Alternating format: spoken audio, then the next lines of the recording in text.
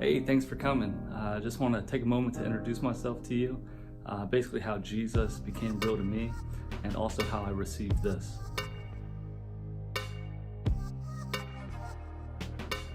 Yeah, so that card you saw there, you basically get that when you do something you shouldn't have done and you get in trouble. So yeah, basically that's where Jesus really started to become real to me. And just want to go a little bit more into detail with that. So I grew up in the church when I was a little kid, grew up in the church. My dad's actually a pastor. Once I hit about high school, I ended up kind of veering off the path of God. And I didn't even necessarily know if he was real at this point or not. But I put him on the back burner, and I kind of was like, well, if I do seek God, I will do it down the road, because right now I just want to live my life and do me. And that's exactly what I did. I actually started getting into drugs and even, sold drugs a little bit. And that's basically what led into the situation that made me receive that card that you can see right there. So let's press into that. So one day I was basically hanging out at a friend's house of mine with a couple friends there, and one of my buddy's friends, who wasn't actually at the house at the time, he wanted to buy some weed, and they were trying to get this person some weed and they couldn't. So my friend came over to me, ended up asking me if I knew anybody that would basically supply to his friend. And I kind of told him, I can make a couple phone calls. So that being said, I remember I went out back at my friend's house, and I'm about to make these calls, or at least this one particular call. And when I was about to dial, I had a thought come to my mind, and the thought said, "Don't call."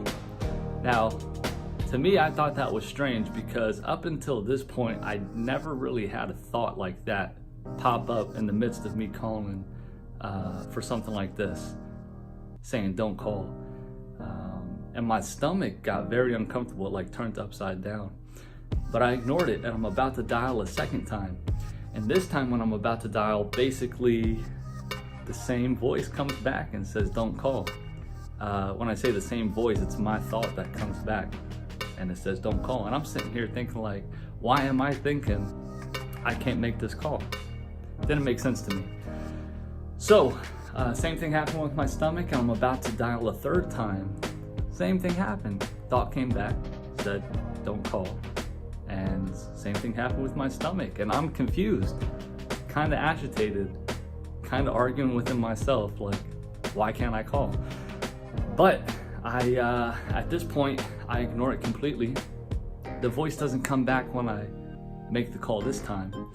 And I didn't realize it at the time, but it was actually God speaking to me, speaking to my heart, trying to prevent me from going through what I'm about to go through.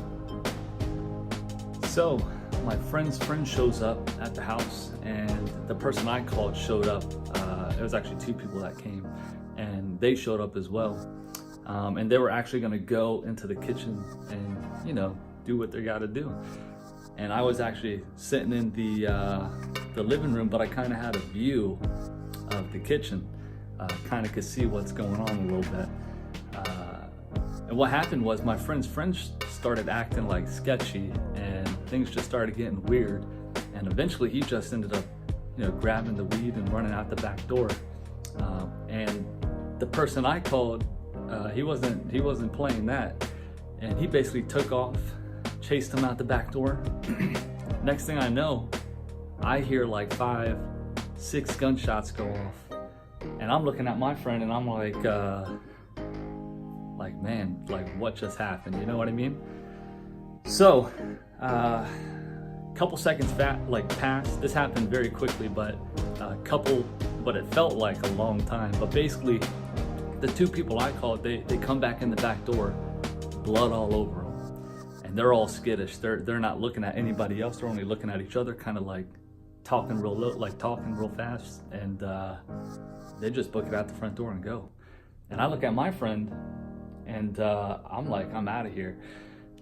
The reason I was basically saying that is partly because the person that, tried to steal the weed, there was people out in the car that he arrived with. And basically, I don't know if those people are gonna try to come back inside the house, and shoot up the place. So I look at my buddy and I'm like, I'm out of here, man. And I ended up getting in the car, my car, and I just start like booking it. This was at night. This was, at night, and I see at the end of the street, cop lights. And I'm thinking like, these cops had to hear what just happened. But basically I see them, and that's the way that I have to go to get out of my, this neighborhood basically. And, I drive up to the cop cars. They don't stop me. It makes no sense. They don't stop me right then and there. But I just kind of drive past them slow. And next thing you know, I just start booking it down the road as fast as I can. Because I'm trying to get away and get out of that area as quickly as possible. But I saw a car turn out from the same area I just left, and I'm thinking that's gotta be a cop. So I book a right real quick, and I, get out of his line of sight. And no cop lights on or anything like that yet, but he looked like he was booking a little bit. So I just start booking it down the road, and sure enough, it was a cop. Sure enough, he eventually caught up to me, and next thing you know, he got me at gunpoint on the ground in the rain, saying like, where's the gun, where's the gun? And I told him, I was like, hey man, go ahead, search my car, because I didn't have no gun, I didn't shoot nobody. All I did was make a phone call. So fast forward a little bit, and now I'm basically getting interrogated by the police, and they're asking and trying to find out what exactly happened. To sum it all up, they basically said that, I'm getting charged with attempted murder because I made a phone call. And if I never made that phone call, the individual that got shot, that never would have happened. So I ended up getting charged with attempted murder, and I had no bail bond. I couldn't get out even if I, wanted to, basically with a bond. But next thing I know, I'm going down to, the county jail, and I wasn't in, like the drunk tank or anything like that. I was in maximum security with grown men, with, people doing some, hard crime. Basically, when you go in there, you get what's called a rap sheet, and that's exactly what I had. I had one paper filled with one charge. My cellmate had 3 pages filled with charges, and just to give you an idea who I was with, we only had like 2 hours of free time throughout the whole day. We didn't even get to go out, to like the yard or anything like that. That just doesn't happen in maximum security. They didn't allow that. So I'm in there, and I feel backed into a corner basically. I feel like I have no other options. I can't trust these inmates because they're in here for doing something stupid, just like I'm in here for doing something stupid.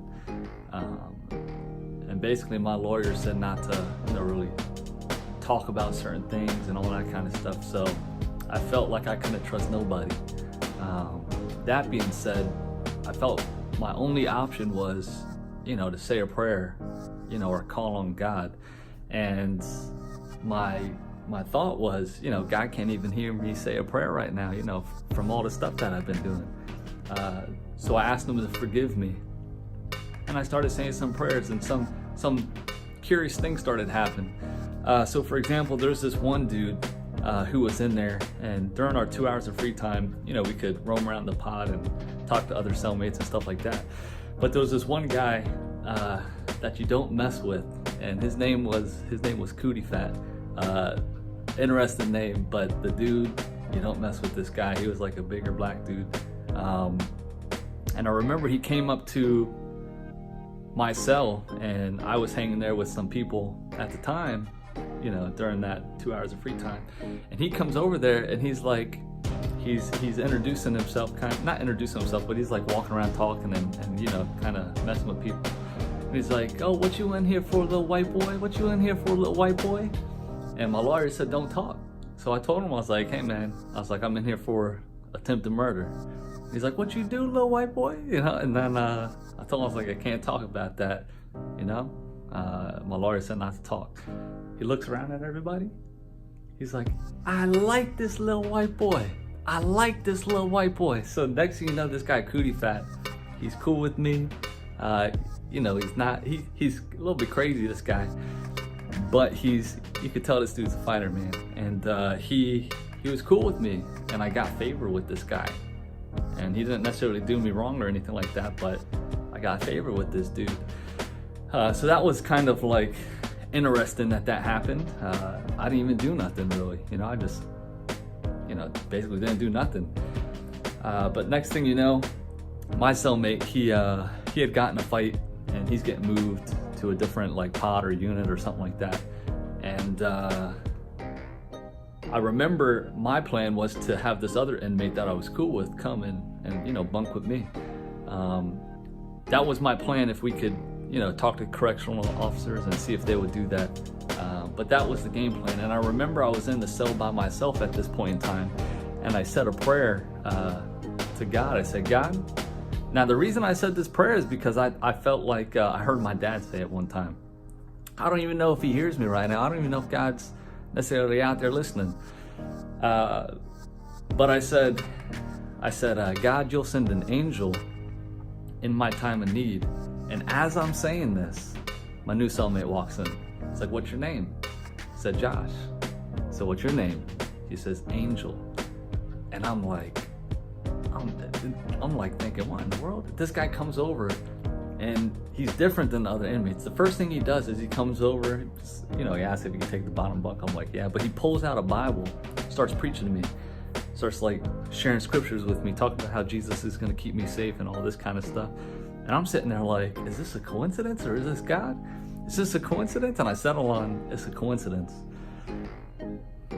But basically, yeah,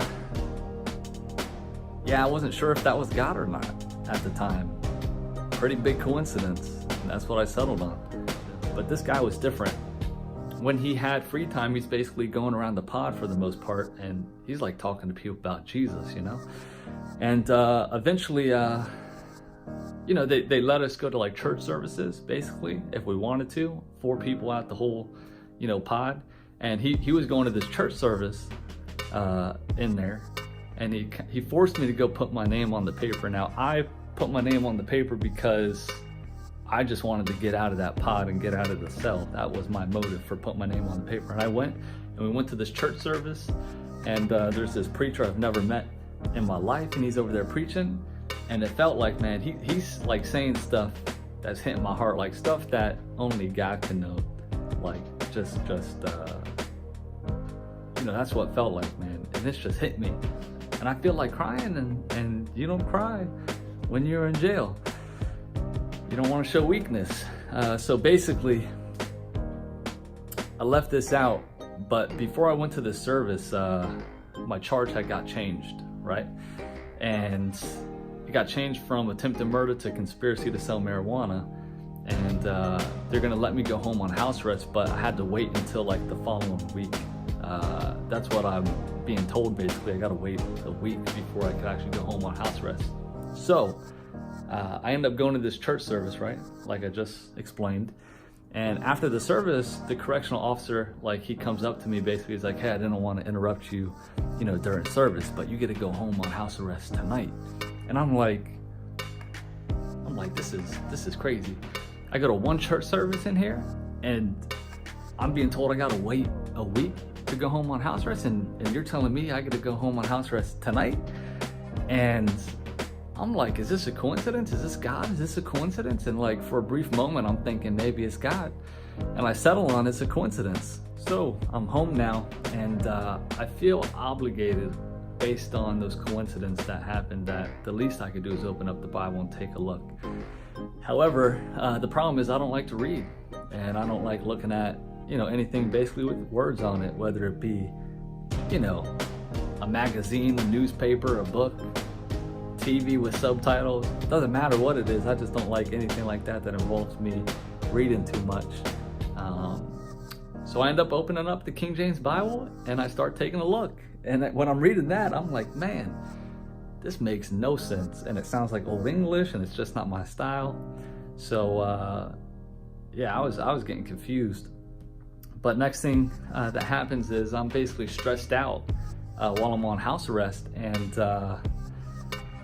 you know, if I get in any type of trouble, I go to prison for my maximum sentence. You know, some people say they give you enough freedom to mess up, you know, so they could put that on you.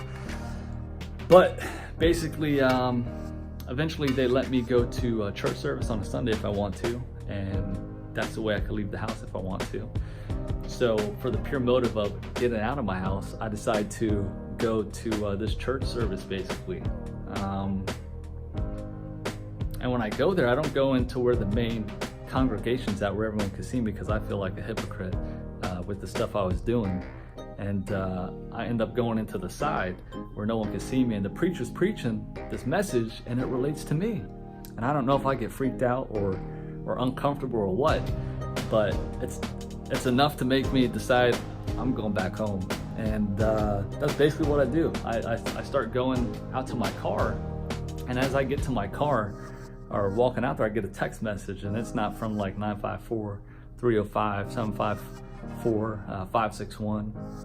I'm in Florida. Those are like the main area codes in my area, kind of. But yeah, I don't recognize it. And they start talking about like Jesus and God basically. And what I'm getting out of it is it's like my whole situation, you know? How like everything's gonna be okay. And I'm sitting there like, who is this? And they say, Big D. And I was like, I don't know nobody named Big D. What's your name? And they never text me back what their name was, but man, I started bawling. I'm starting to cry. And like I'm crying over here, and don't know who that was to this day. Don't know, but I'm glad that they listened to God and they texted me. Really helped me out big time. So I'm now on probation, and basically this kid out the blue just like messages me and starts talking to me about Jesus and God and all this kind of stuff. And I'm sitting here thinking to myself, you know, this guy's religious, and he's telling me I need to go and like see God and Jesus. And I'm thinking, you know, if I do decide to do that, it's going to be down the road. I'm still not fully on board with this whole God thing. I've been kind of jumping back and forth. Is this coincidence? Is this God? Is this a coincidence? And he basically ends up inviting me to a church service. And once I'm able to leave the county to go to like the Tri-County area, I end up going to this church service that he invited me to. And when I go there, it was different than any service I've been to up until this point. And when I got there, it's dark. It's got like lights going off, fog, reminding me of a nightclub. But the music, they're singing, it's loud. And I remember he's getting into it and all the people's getting into it. I'm sitting there thinking like, you know, these people are, you know, they look sincere. They look like they're having fun. They look happy. And I like look at my buddy, and I know he's praying for me. He's saying something, but I can't hear what he's saying. And basically, he leans over at one point and he's like, hey man, Josh, tonight's your night. Get right with Jesus, get right with God. Well, he said, you know, with the lamb, you know. But anyhow, I knew what he meant, and I basically say this prayer, right? And I ask God, Jesus, to come into my heart, you know, and forgive me for all my sins. Now this prayer could have been 30 seconds long, a minute long, 5 minutes, however long I wanted to say it. And up to this point, the words that they're singing don't really mean too much to me. But as soon as I finish saying this prayer, the words say, you are my son now. You were lost, but now you're found. And instantly, like from the top of my head to my feet, I start feeling like this electricity going through my body, and it starts vibrating and pulsing, and it keeps getting stronger. And I'm like looking around at everybody like, do you see what's happening to me right now, you know? And nobody's looking. Nobody sees what's happening. And I'm freaking out. It was a good type of freak out because it felt like something lifted off me, man. I felt light, you know what I mean? And I felt this peace like hit my heart. It was different. I used to do drugs because, you know, I liked the way it made me feel. You know, it helped me to get through the day. But this blew that out the water. And I remember when I was going to my car after the service, I remember saying to God, like, hey, you know, these people, they know you. my parents, they know you. I don't know who you are. And I told him, I was like, because that was so real. Whatever like hit me, which was obviously God as the Holy Spirit hit me. But when he hit me like that, I was telling God now, I was like, I don't care if I feel you ever again. I don't care if I feel you again at all, but I'm gonna seek you till I find you. Because that moment right there, like something clicked. And I went from knowing that God is real, from basically, is it a coincidence? Is it God? Is it a coincidence? And I finally was at the point where I knew God was real, and I'm gonna just seek him till I find him. It doesn't matter if I feel anything, it doesn't matter what happens, I'm just gonna seek him. I'll leave you guys with this. So at this point, I'm still on probation, but I started opening up the Bible, reading, asking God to give me a desire and a passion to read the Word. And as I'm reading it, I know that I was doing some stuff that I shouldn't have done in the past, you know what I mean? I was addicted to that lifestyle back then. So I told him, I was just being real with him. I was like, God, you know, I love drinking because I like the way it makes me feel. I don't like the way that stuff tastes. I just like the way it makes me feel. And I just go through the list of everything. And I told him, I was like, if you don't want me to do these things, I'm gonna need you to help me, because I can't stop. I'm addicted. I wasn't necessarily doing these things when I'm on probation. It's just I knew I had trouble with them in the past, and I needed help from, you know, my past, basically, you know, that past lifestyle. So I just laid it out with him real. I didn't sugarcoat it. Just told him how I really felt and that I really needed his help. And sure enough, he helped me with that. You know, set me free from that stuff. But I still got friends and stuff that I'm hanging around, and they see something different with me. They just don't know what's going on, because I didn't tell them, you know, I got this relationship going on with Jesus now. I didn't know how they would react. But basically, a scenario comes up, and it's another very interesting situation. So I want to go into a little bit about that as well. So at this point, my friends, they just know I'm not doing things I used to do. They know I'm not drinking, I'm not doing drugs, not even cursing, just not doing things I used to do. And they're kind of, you know, wondering what's going on, but at the same time, they're okay with it, because, you know, I'm just like the designated driver, you know what I mean, if they're drinking or something. So that being said, this particular night comes up and we're all hanging out, and it's nighttime and we're gonna go hang out at this hot tub.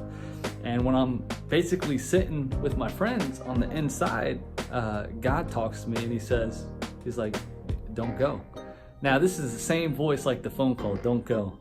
And I'm sitting there and I know it's God now, and I'm talking to him on the inside like, what do you mean don't go? And he's like, don't go. And I was like, now I'm saying this on the inside, so they don't know I'm talking to God or I have this dialogue going on, but I'm like, what do you mean I can't go? I was like, Jesus hanged out with the sinners. It's like, why can't I go hang out with the sinners? I'm not gonna do nothing wrong, I'm just gonna hang out with them. It's like, don't go.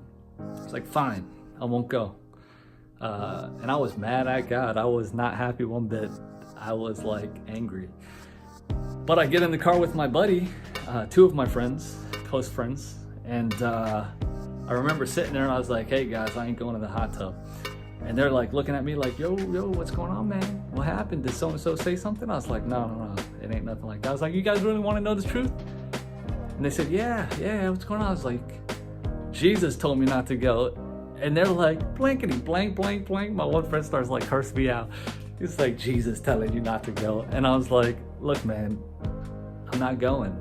I was like, I'm not even driving there. Now, my other friend, he was cool up until the point I said, I'm not driving there. And he's like, what do you mean you can't even drive there now? Like, you know, and they basically said something like that. And I told him, like, you could call the other person, I'll drop you off at their car and you guys could go, but you guys probably shouldn't go either. You know, God's saying not to go. But they ignored me. And on the way home, I was talking to God and I said, God, is that you who was saying not to go? And when I did, this warmth hit my heart and that peace came. And I was like, oh, that was God. So the next day, my friend, he gives me a call. I don't remember if I called him or he called me, but basically we're on the phone talking. He's like, you're not gonna believe what happened. And I was like, try me, let me hear. So basically what happened was they ended up going to this hot tub, and when they got there, there was these people that, tried to start a fight with them. And this was at night, and surprisingly, my friend didn't fight him because he liked to throw down. But they ended up leaving, and on the way home, they get this car that starts following them. And when they get to my friend's house, this car like turns off the light, and my friend decides like, I'm not getting out the car. And they just keep driving, and this car starts following them, and they get to this main road. And when they get to this main road, basically my one friend rolls down the window and starts cursing out this guy, and this person rolls down the window, and it wasn't one of the people that was at the hot tub, and they start saying the same exact curse words back to him. And he's sitting there thinking like, this guy's a nut, like he must have like some mental issues going on. And what happens is that person swerves the car at him and misses. Swerves the car a second time, nails their car on the main road. Now, that's crazy. But God was preventing me from going through that, and he was trying to prevent these people from going through that too. But they didn't listen. And that ended up happening, and I'm just thankful that God, helped us out, or helped me out, and he was trying to help them out too, but they just didn't listen. But basically, now, no longer on probation, I'm a free man, but it's the gospel. The gospel happened in my life, in a sense. So for example, my charge has been sealed, been expunged. If you don't know what that means, expunged basically means that it's as if it never happened. And that's like Jesus. When you come to him, it's as if your past and your sins and all that junk, it's as if it never happened. You get a brand new life. And that's kind of what happened to me. I get a brand new life. I get a second chance to go out there and live and walk with Jesus, and I'm just thankful for that. And hopefully that this testimony has blessed you in some way. Just know God loves you. He cares for you greatly, and he wants to help you in every way possible. So even if it doesn't make sense, just talk to him. Just talk to him. Just spend some time with him. Ask him to become real to you. But again, I hope this blessed you. Enjoy the website or the channel, and have a great day.